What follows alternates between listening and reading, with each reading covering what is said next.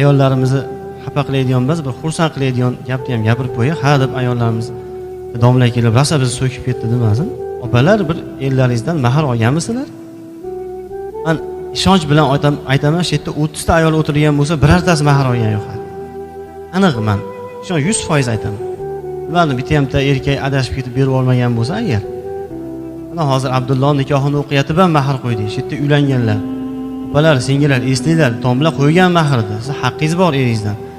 Erim boqyapti yoki erkak ichatish mumkin. Men buni boqyapman, kiyintiryapman, uy-joy bilan ta'minlayapman. Undan tashqari berishingiz kerak.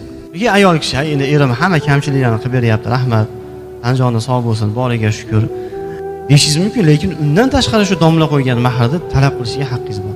Mana 3 million so'm mahar qo'ydik. Kelin bering 3 millionni. Qaniki yo'q bola qurtdek sanaychi deb ana bo'yniga chiroyli bitta tillo taqib olsa bo'ladi. Shariat buni ruxsat bergan.